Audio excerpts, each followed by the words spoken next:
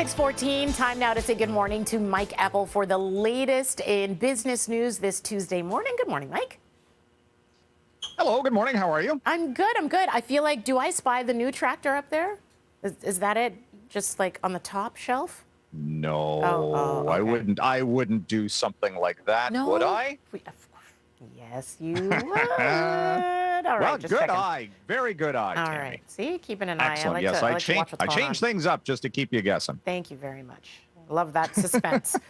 I'd forgotten I did that. Speaking of suspense, today we're going to have the midterm elections in the U.S., and the markets are going to be watching very closely.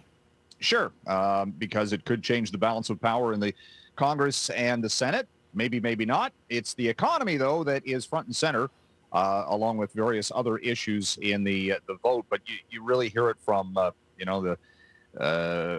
people going into the polls talking about inflation, the high cost of gas.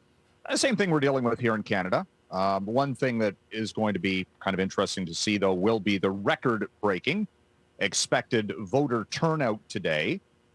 Say what you will about the U.S. Politics right now. They're engaged from a voter standpoint, unlike what we've seen recently here in Ontario and nationally, really. So it's going to be interesting to see if, all of the rhetoric that you get during an election campaign actually leads to any type of change from a policy standpoint. If the Republicans do take the Congress and the Senate, you could have political gridlock really for the next couple of years and not as much political influence in the markets. So it'll be interesting to see. Right now we've got stock futures kind of steady and everybody's just kind of waiting around. And we might not even have any specific election results out of Pennsylvania, for example, until later in the week because they're saying the polls there are so close between Dr. Oz and John Fetterman. Oh, boy. Yeah, a lot of people going to be watching those races, that one and many of them included, just to see which way they actually sway in that case. When it comes to watching Twitter, we've been doing that all week, last week, and keeping such a close eye on Twitter, it's like Elon Musk forgot about Tesla. And SpaceX. And SpaceX. Oh, yeah. I forgot about SpaceX. And the Boring Company. And what's the other thing? His satellite venture, Starlink.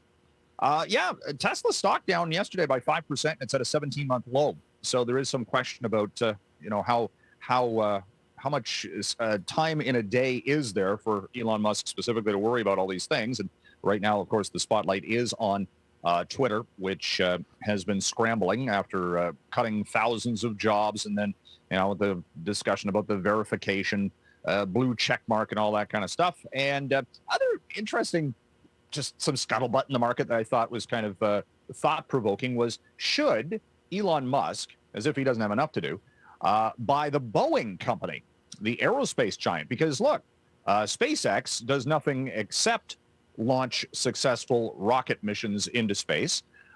They seem to be taking the forefront on that. Boeing has had difficulties with its heavy launch schedule for NASA. And Boeing's worth less than $100 billion in market cap, and Elon Musk might actually have the money to do it. And he'd maybe spin off the aircraft division, but food for thought. It probably won't happen, or maybe it will. Who knows? Who knows? It's kind of the fun of business and people with money and what they do with it. All right. Who would have thought like 3 years ago he would have bought Twitter, right? So here we are. Oh, that's true. Yeah, that's true. Now, one morning moving and do on that. to Meta, thousands of layoffs reported by the Wall Street Journal.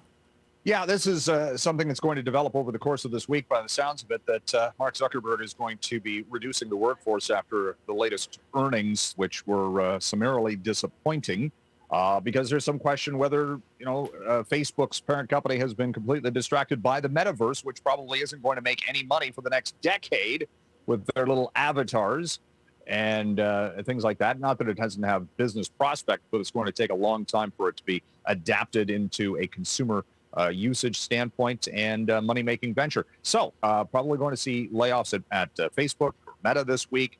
3,000 is the talk right now. And Meta stock, it hit I think a 6-year low as of Friday. This speculation came out yesterday, and up goes the stock by 5% in Monday's trade. All right. Mike, we are out of time. Thank you so much. We know that Disney is going to be reporting earnings later on today, right? That's going to be interesting just from a bellwether standpoint on video streaming, consumer trends, travel, entertainment, the whole thing. Okay, great. Thanks so much, Mike. We'll talk to you tomorrow. Thank you.